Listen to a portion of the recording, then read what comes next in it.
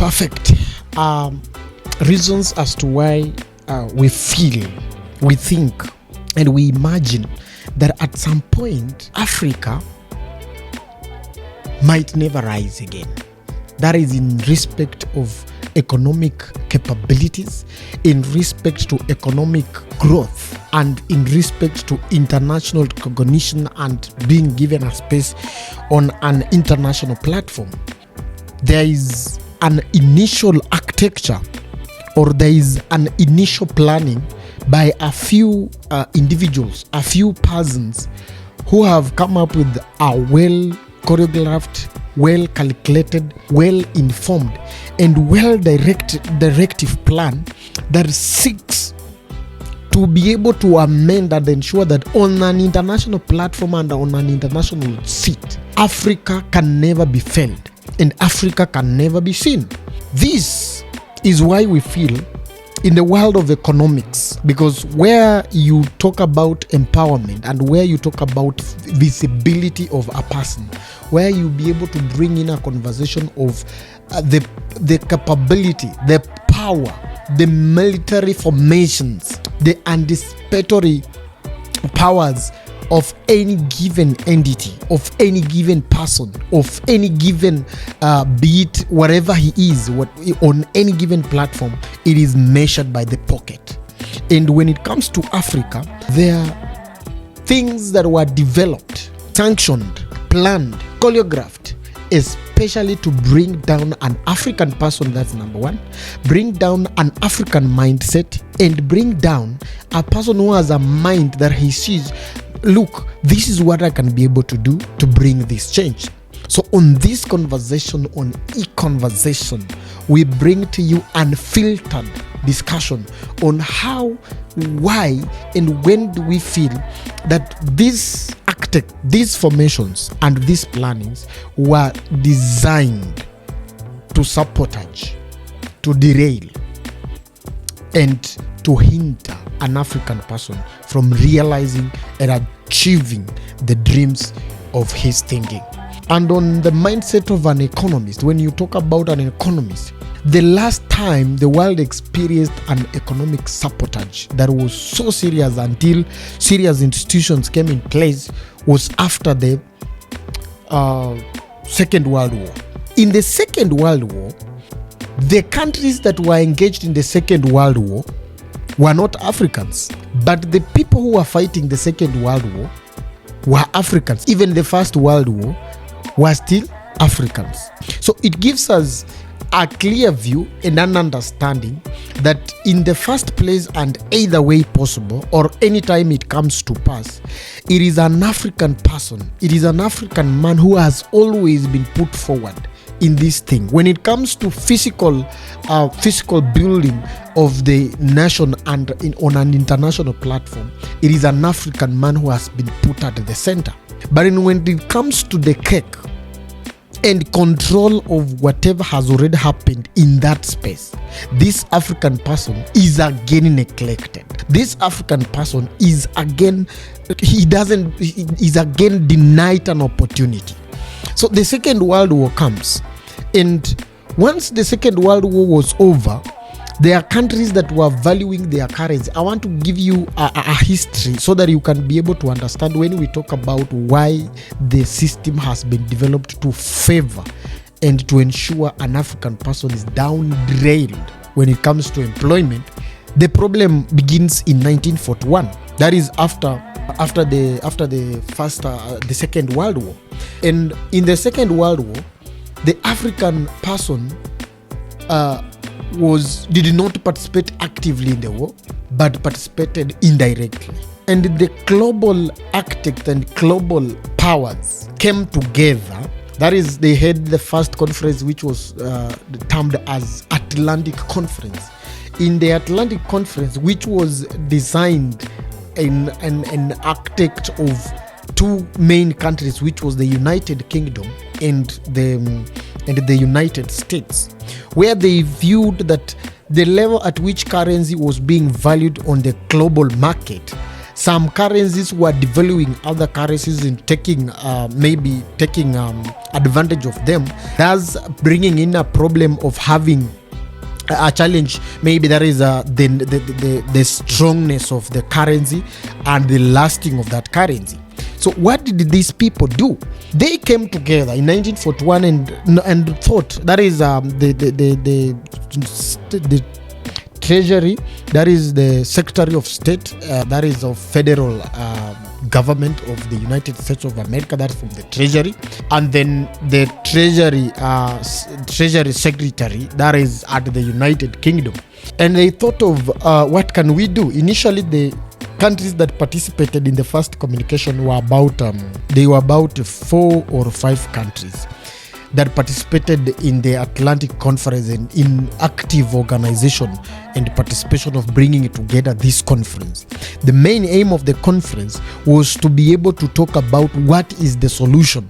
On this table of what is the solution, there is a global man who has fought the First World War using his energy, his capacity, and his power. That means from their said countries where these people were coming, there was a sovereignty state that had brought these people to be able to fight this war.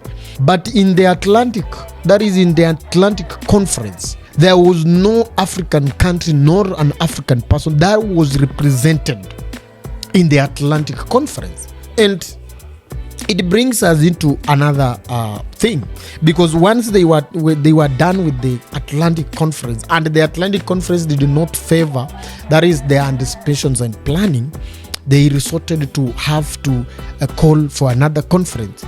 And in the subsequent conference that happened, that is after 3 years, was the Bretton Woods conference. The Bretton Woods conference is where 44 nations, spearheaded by Germany, France, United Kingdom, United States of America, the Soviet states of Russia, and among other global architectures and global powers.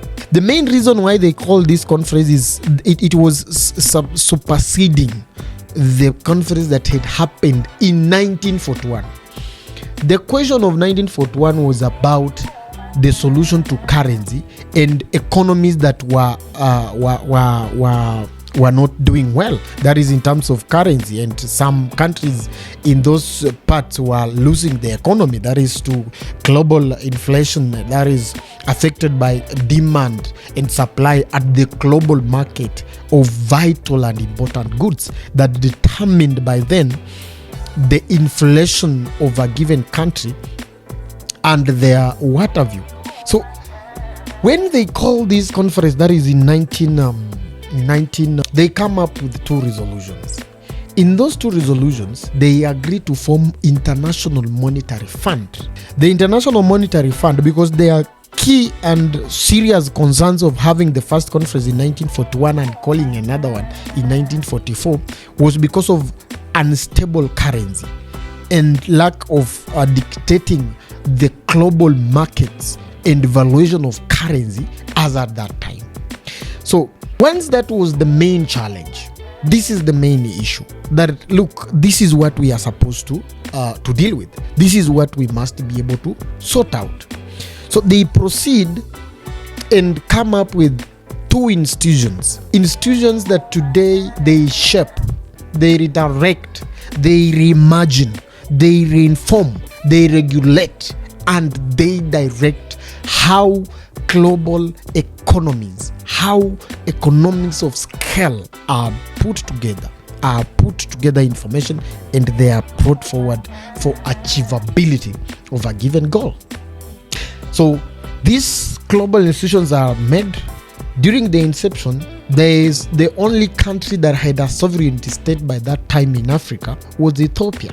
So we want to agree that by the time IMF, that is International Monetary Fund, is established in Bretton Woods Conference in 1944, there was no African country that participated. There was no African country that was having the capacity to participate. So it meant that look, we are doing this thing for us and it must serve us. So they agreed on using proceeding to be able to use, that is a United States of American currency, to be able to trade on an international market against gold, so that the rate of exchange and the value of currency could be determined by the gold reserves that were available in any given country. So the United States of American dollar was given capacity, liberty, and legal authority to be able to operate as a global currency in 1944 through establishment of International Monetary Fund. So the first main reason of formation of this International Monetary Fund is to be able to deal with valuation and value of currencies across the member states of a given country. Then in the same 1944, they come up with another institution called International Bank for Reconstruction, that is IPRD, International Bank for Reconstruction Development, which subsequently it evolves and becomes World Bank.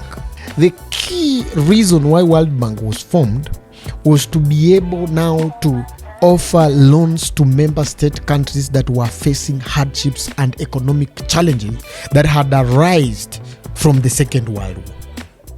So the active participators and auctioners, the people who auctioned and started the Second World War, are these European countries. And look, they finished to fight, they were at war, they were fighting a war.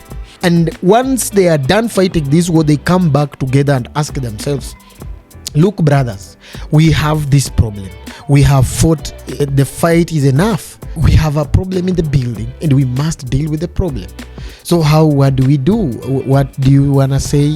What do you want to say? And they agree, no, we must salvage our economies, because at the end of the day, we must trade, we must transact, and there are people somewhere whom we must take advantage of.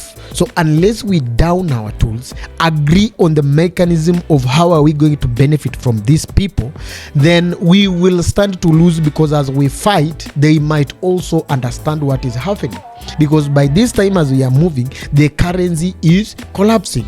So the UK, the euro was at stake. It was in problems, it was in limbo, it was in challenges. So they agreed to form institutions that can be able to serve their interests. Because I want to understand, the only place where you can come where you are not available and you get your inheritance, it's through your father and your mother, that is in a matrimonial home. But these are the remaining places, unless you participated and unless you are on the table to fight, unless you went for it, unless you are looking for this thing, you're not going to convince us that, look, you are not part of the conversation when we started it, but now that we are here, we want you to be part of this conversation.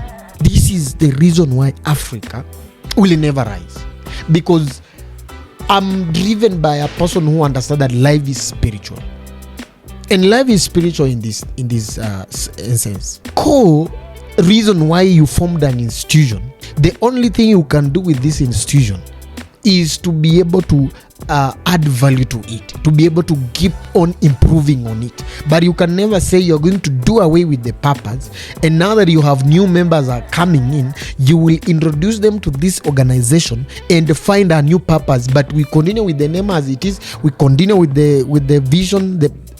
It cannot work. So in 1944, these two institutions have been made.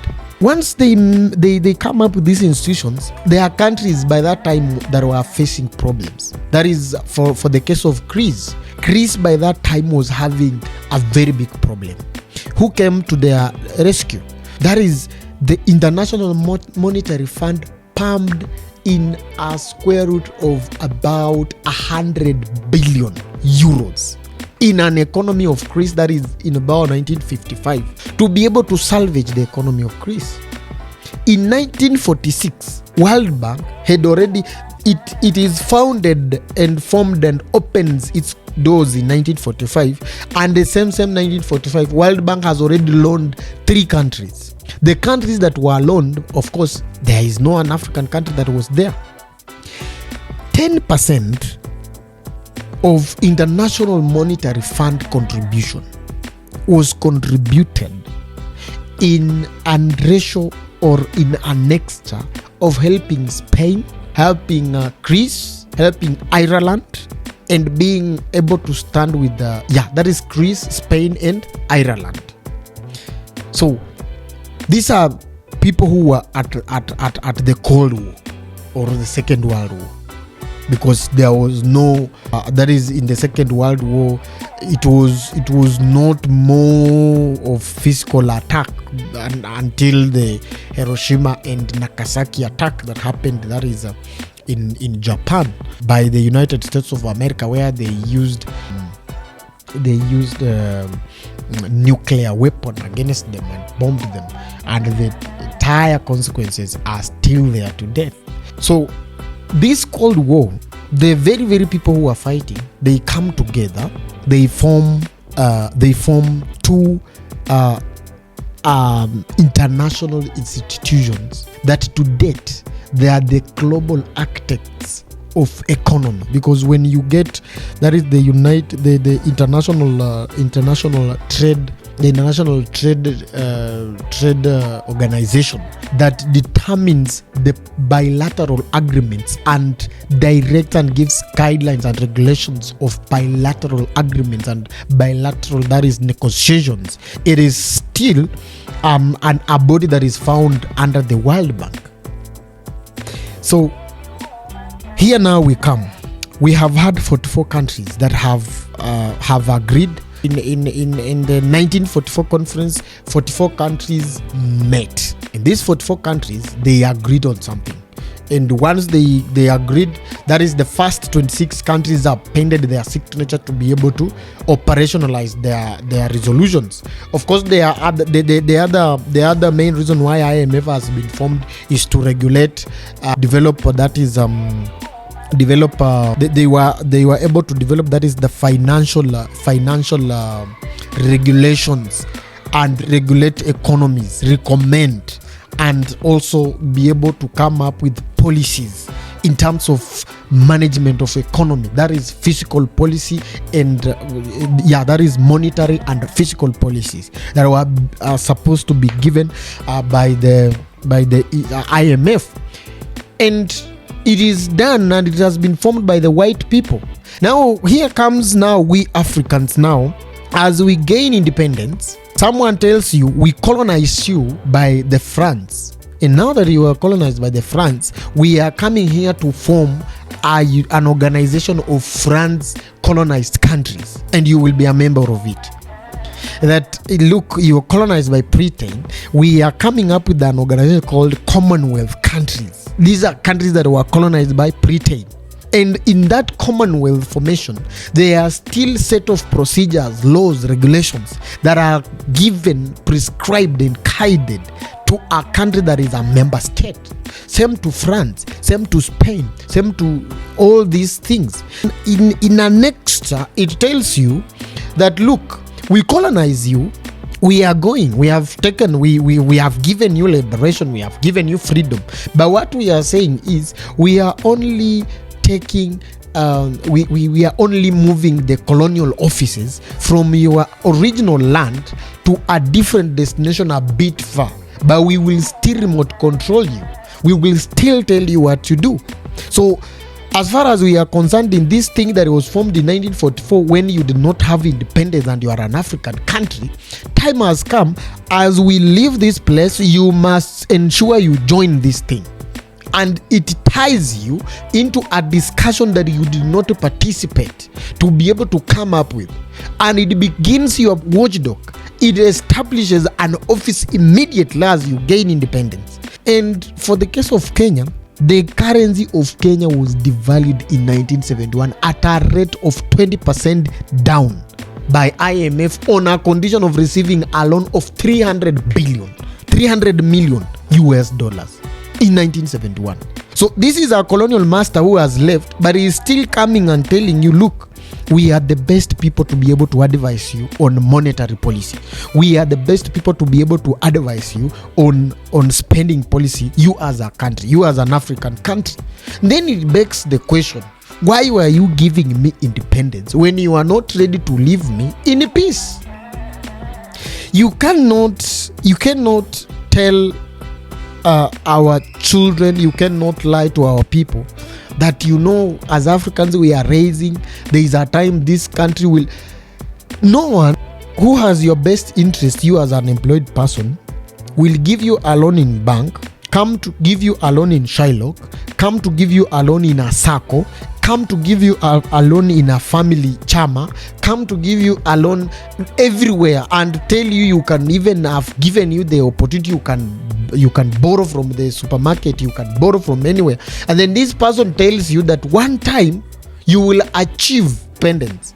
That's a lie. Because concessional loans are loans that if today someone signs a concessional loan of 30 years, this loan will run for the next 30 years. You're giving me a loan that is IMF to tell me that, look, for the case of Indonesia in 1972, they call there Indonesia as a sovereignty state has said, look, what we want to do, or what we are requesting, and what we have undertaken from our side, is that the government wants to be in charge of production of motor vehicles, and the government wants to monopolize the agricultural sector, and the country will be able to take charge of the agricultural sector, that is from production, farming, and whatever. But IMF tells them, look, that one cannot happen. If you want us to give you a loan, the following are the conditions.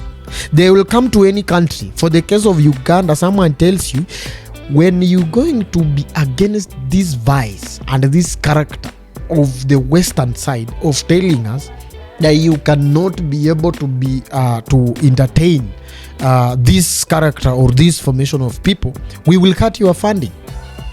That one is not controlling, nor does you can't tell us and tell our grandchildren that you had the best interest of our countries. What you're doing is it amounts up to intimidation. It is blackmail, and it is coercion. That the reason why I'm going to give you this money is under this condition.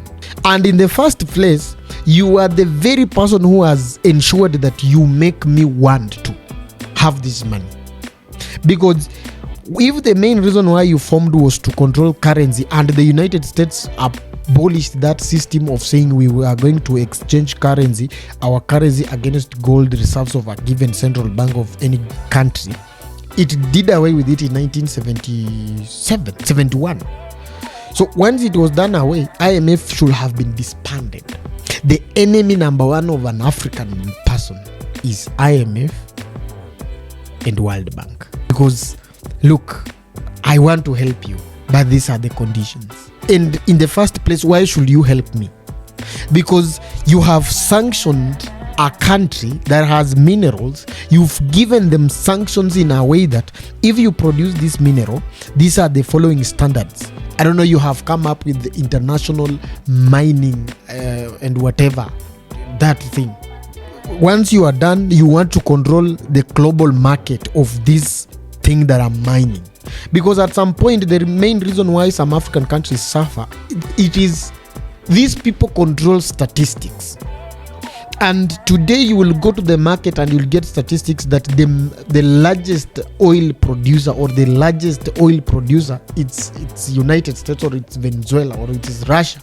But when you come to action, because we don't own the technology, especially if we are coming to Africa to be able to value the minerals that we have, before we mine them, the sovereignty of technology that is supposed to be used to value these minerals that we have, someone has gone ahead of us. And we must see this as Africans if we want to raise economically. And this comes from the heart of e-conversation. That You cannot tell us you are the one who is going to come up. You are the one who has a problem, or you are the one who has been charged, and then you tell the magistrate that, look, I must tell you how many years I'm willing to serve, that I can have my case and I can prosecute that case. Because you can't colonize people, derail them.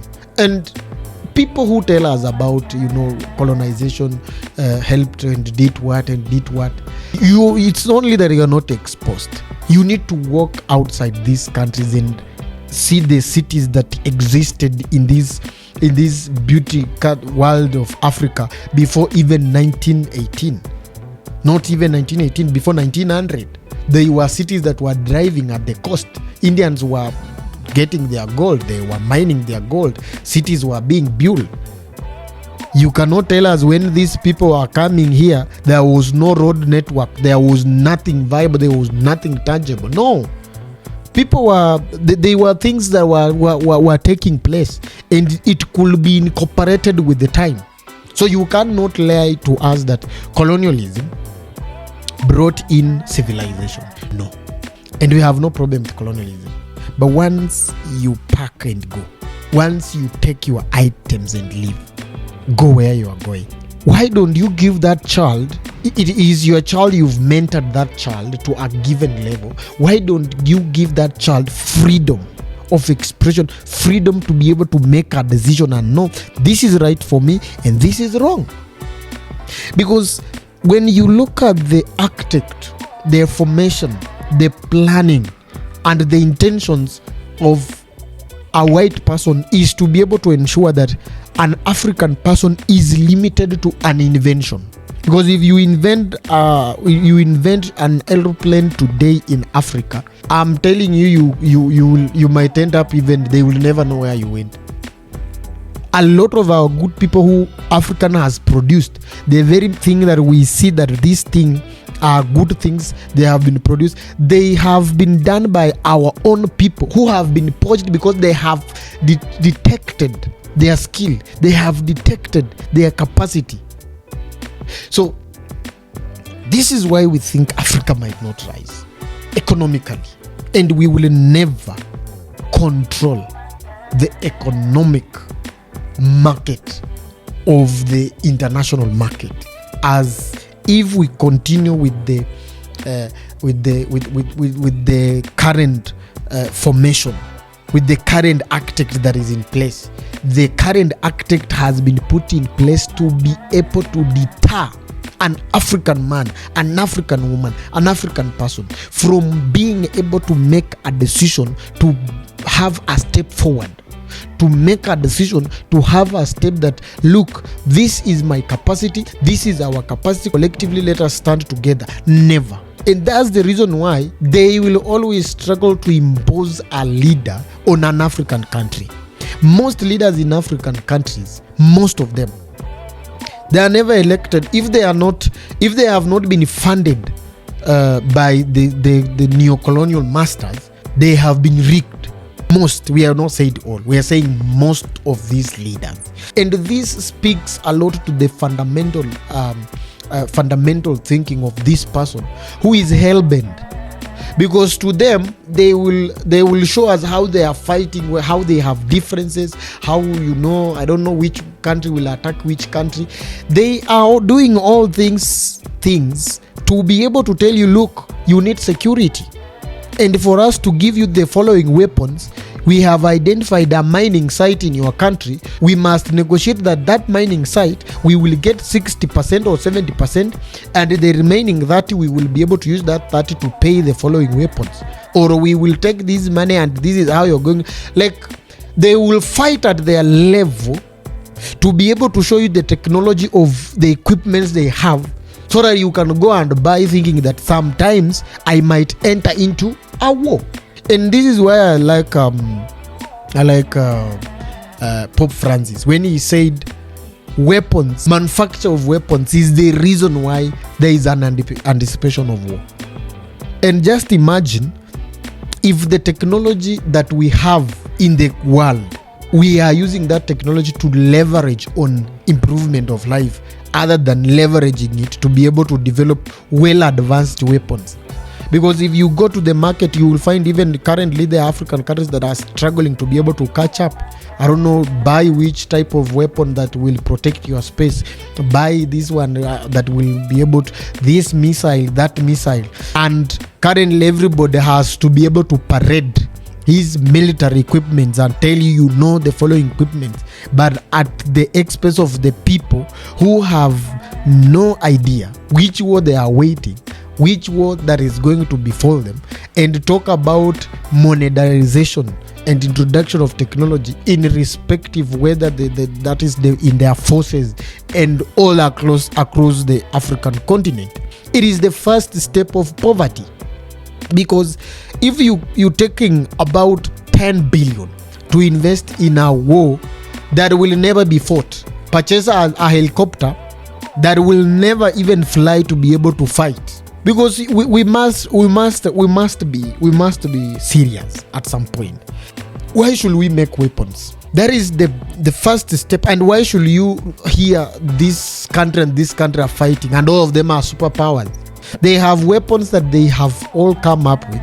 They want to use skin beaks, some few of them, and display to them their mighty and power, so that you as someone who fears and your psychology does not want to understand that these people are using this platform to be able to display this thing to me, you fall for that trap, and you will even leave your countrymen sleeping hungry, you as a leader, to be able to procure such equipment.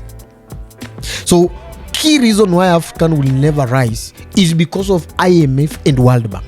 Their nature and formation, how they were put together, and how whatever they wanted to be achieved through these institutions, African countries were not on the table.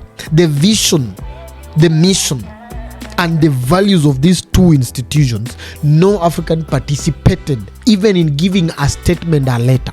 But their consequences are higher, that every country, for you to develop a monetary policy, you must be able to have a staff from this IMF or either World Bank for you to be able to undertake something. Because like for the case in Kenya, some people will not understand why these things of where privatization started. Privatization started because of influence from such institutions, because they will tell you, for us to give you this loan, these are the conditions. This is not a grant, this is a loan, and you must meet them. And when you look left and right, a white person has sold some lack of sense into your head that for you to be able to stabilize an economy, this is how you're supposed to do it. They have limited our thinking, that they must think on our behalf on how to stabilize an economy. So there are architects that have been given power. They behave as if they are fighting each other, and then they take advantage of us. Like, no one will ever come to you and tell you how much oil has been extracted from Libya by the people who interfered with the sovereignty state of Libya and took out a leader who was in charge and took over the oil market and tampered with it. No one can tell you how Libya is producing oil. Same to Niger here. Is either they sponsor a coup, or they sponsor a person that's through campaign, or they rig in a leader. You fail to cooperate, there will be a coup against you. And they know how to execute this thing, and they execute it with precision. And there is no single day you will find a country, either in Africa or in any other place in the world, where the citizens of that country are against their leadership from the perspective of being genuine. Because one, this leader is under influence. He has been directed on what to do. He knows his mandate to discharge. He is discharging the mandate on behalf of a neo-colonial master. So for the citizens to get hungry on the mismanagement of their country, there is someone who is managing that country behind the shadows. They call the piper. They have the power.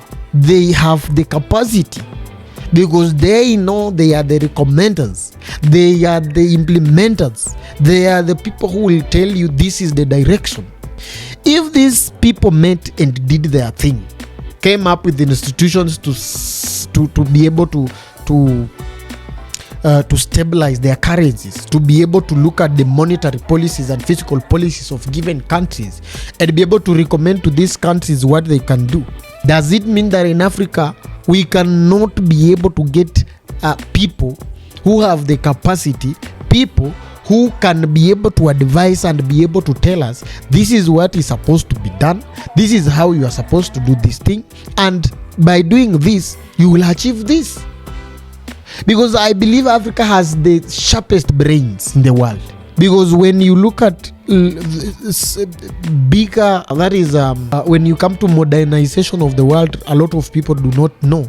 The people who are being taken as slaves are the ones who did this, a lot of these inventions while they were put in slavery. Then their masters came forth to own their ideas and be able to implement and improve on them and declare them as the inventors of the ideas.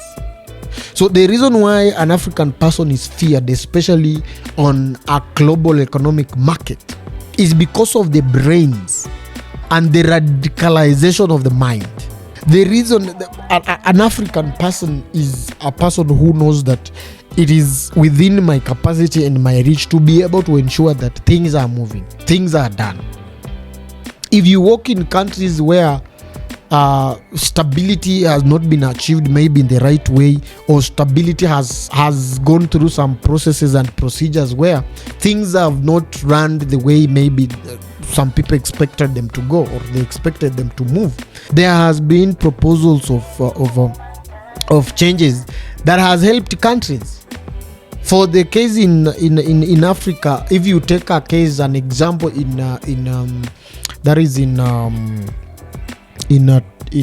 Niger. In Niger, there are changes, because look, this colonial master takes your oil or takes your uranium, buys it at a scale of 20 shillings, goes to strengthen it, do an additions on it, and then sell it at 250 shillings or sell it at 550 shillings that he took with the 20 shillings. And there has been a block, there has been a cover-up of just telling an African person that, look, whatever you have, enrich it, do value addition, and then go to the market selling a processed item. You cannot, if you want to know that there is someone in charge of poverty in Africa, either you cannot convince us that there is a way Democratic Republic of Congo with titanium, with uranium, with the copper, with gold, is a country that could have sunk in debt in 2000. And you cannot tell us Mobutu Sese Seko was mining the gold and the minerals of our country and enriching himself to a point that the country can go dry. Never. There was a person behind that force that had a motto of controlling where will this go, who will take this, how will this be taken, who will own this, where will this be owned. So the economic conversations must start from the economy of Africa.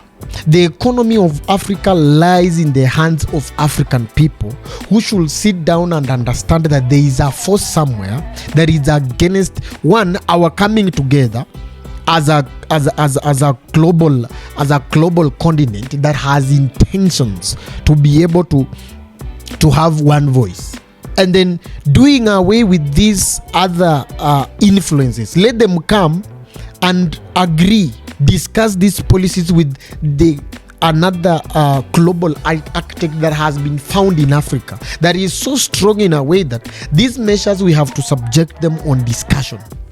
That look, we have no problem with the valuation of our currency, but we as Africans, this is what we are producing, this is what we have, this is what is coming from this country is producing this is being undertaken where, and this is being done by who.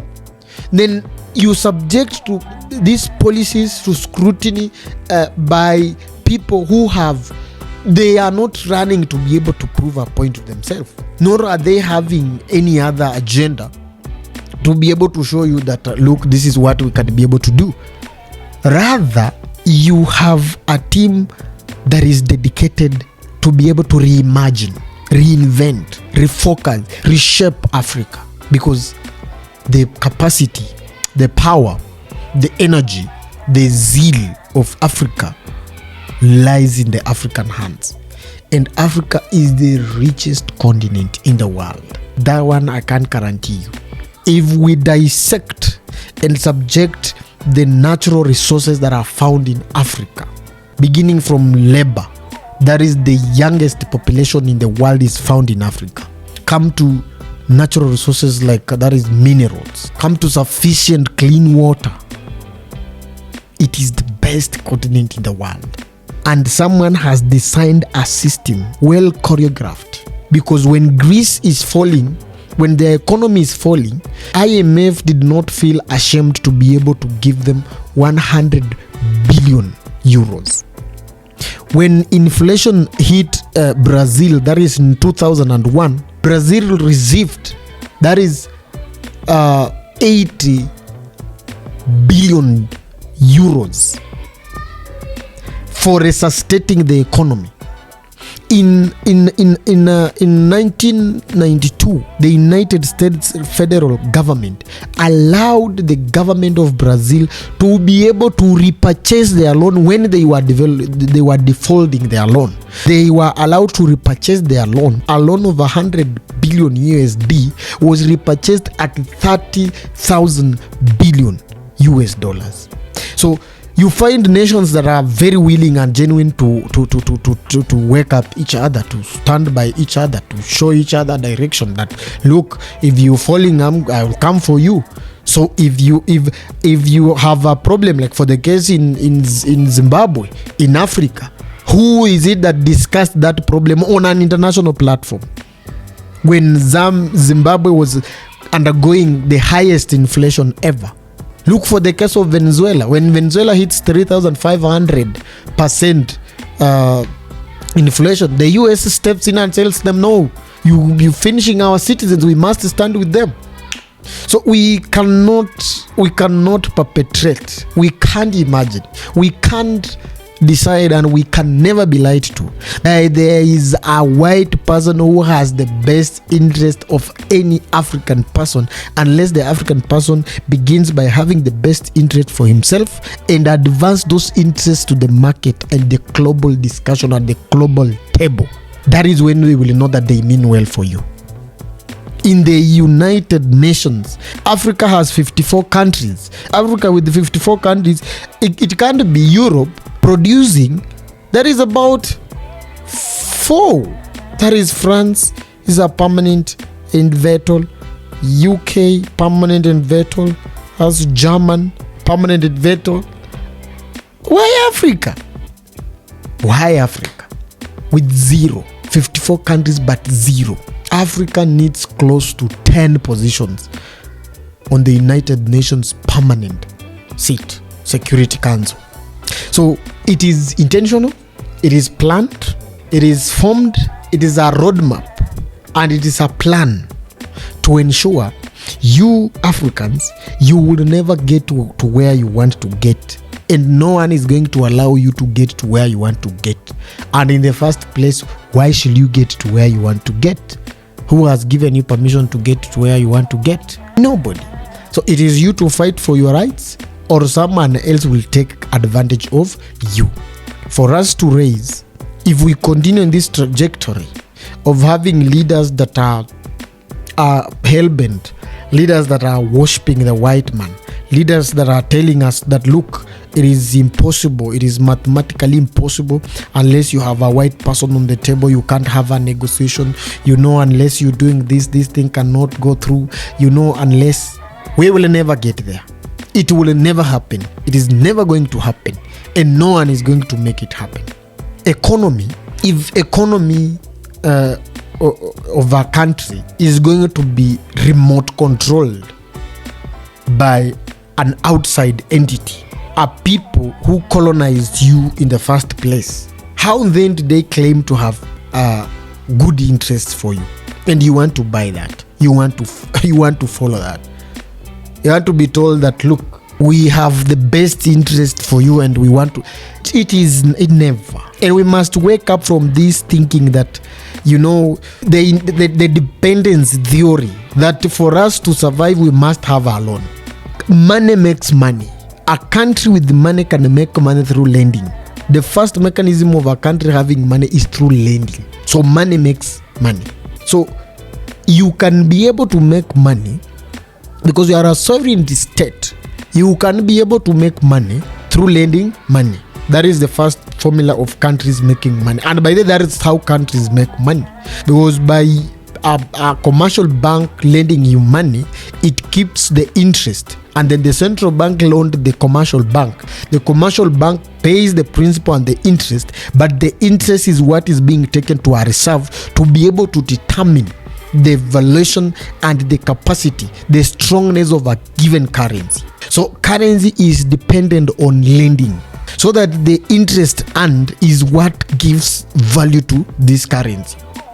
But if you're going to tell us for you to give us this amount, you must privatize this institution, privatize this national infrastructure, privatize this. And it is a recommendation. Unless you're doing it, they are not going to make it happen. And at the end of the day, someone wants to curb you that, look, you can't export up to this level. And you're going to import, but not, this is the cut of your importation capacity. And we as Africans, we are there. We are on the table. We are discussing how we know they have good interest for us. We will pay debts for the rest of our lives. We are going to be in debts. Our grandchildren will pay debts. Jesus will come back when Africans are still paying debts to, that is a multilateral, bilateral, IMF, World Bank debts.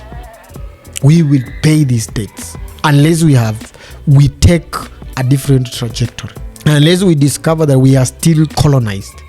The reason why we will never rise is because we are still in a colonial state. We are colonized.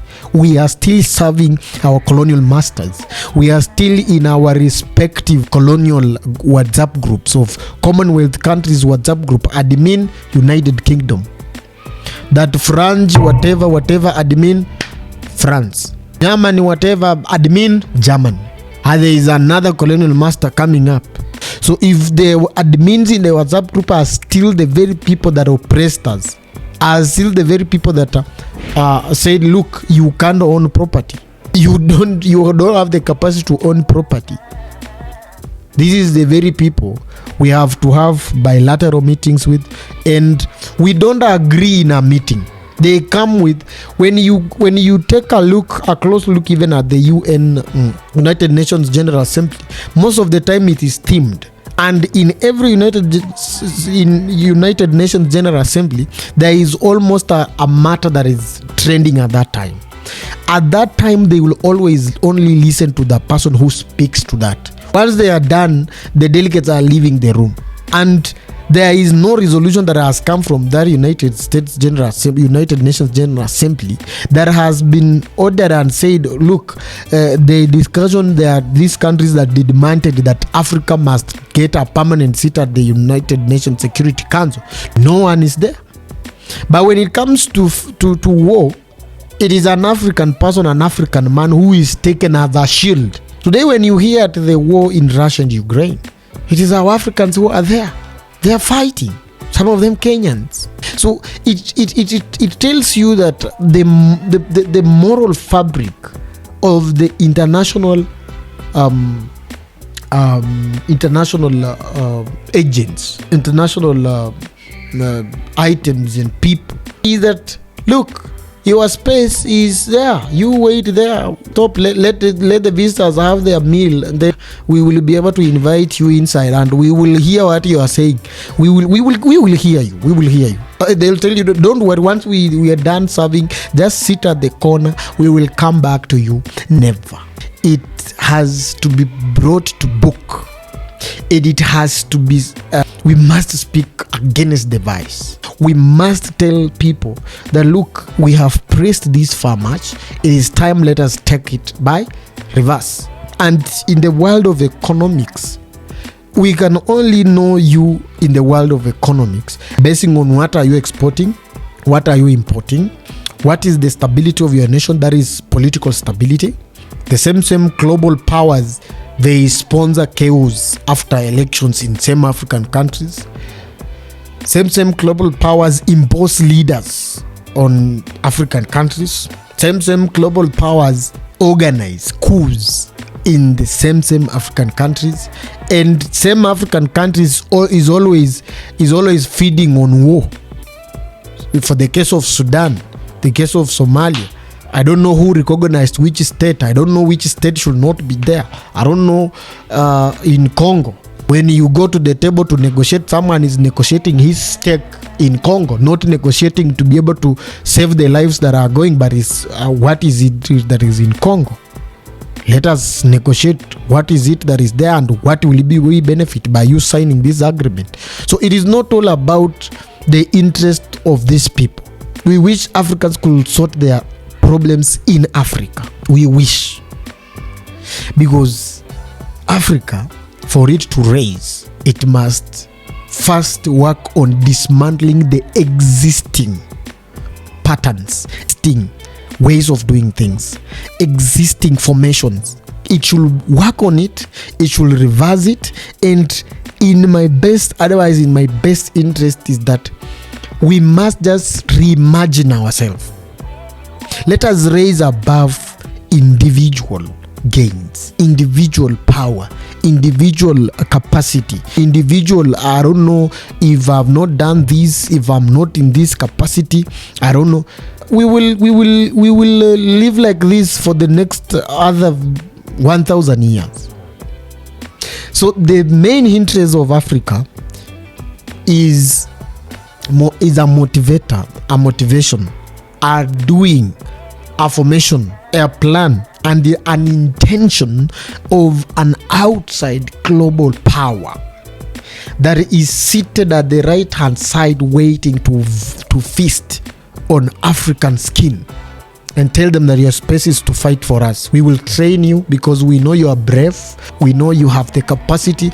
We know your body can withstand any weather, and you have the muscle and you can fight. You're very brave.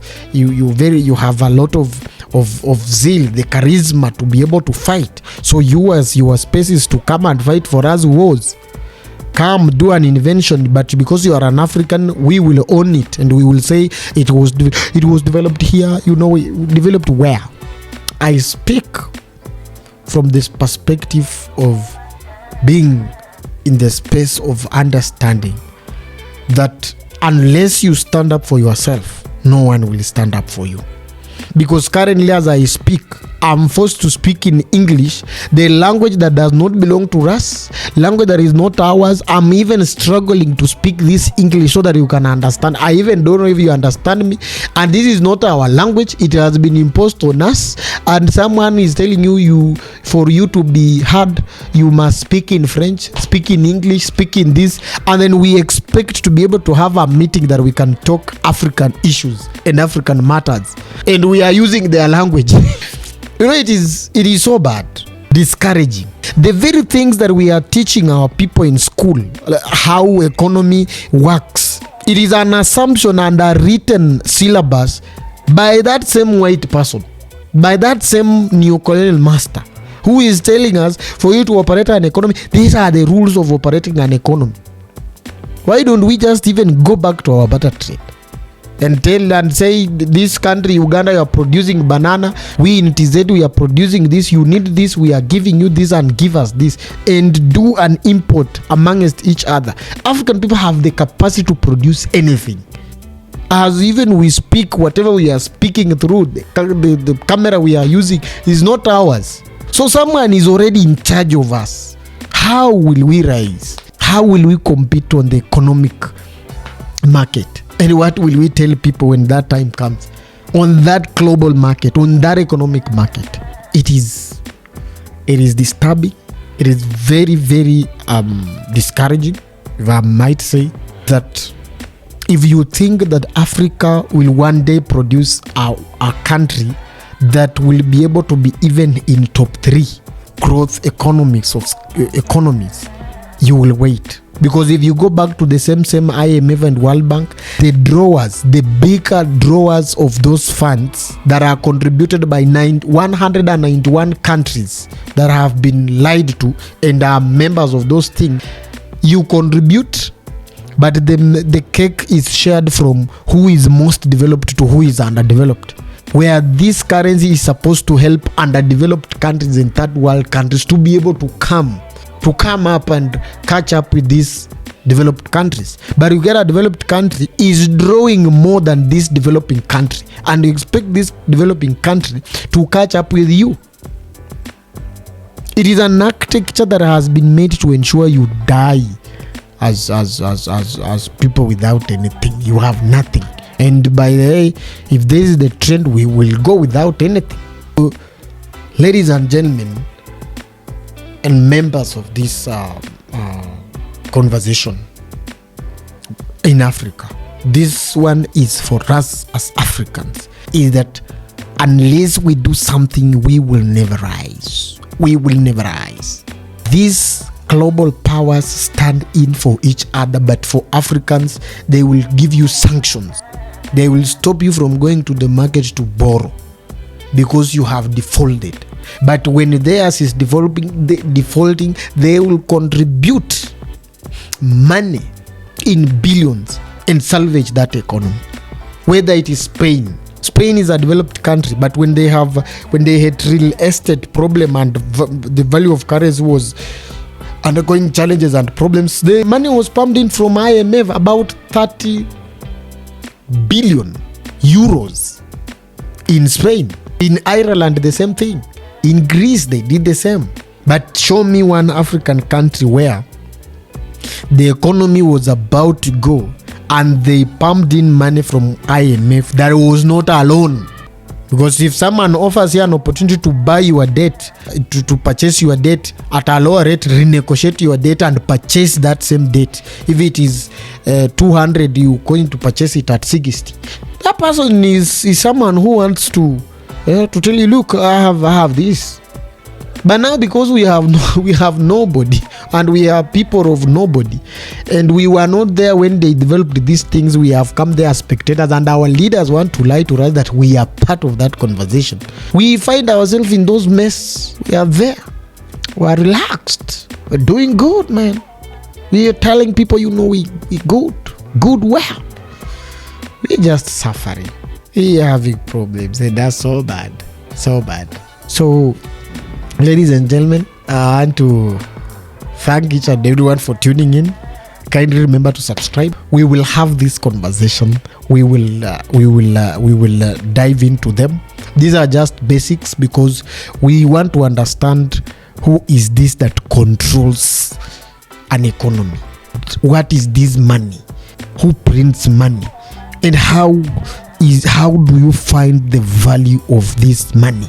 And for the case in return, taxation is our basic deal, and we do it with precision.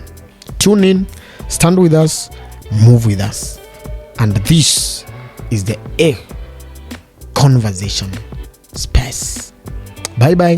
Thank you for staying with us. Thank you for allowing us to have this conversation, and tune in.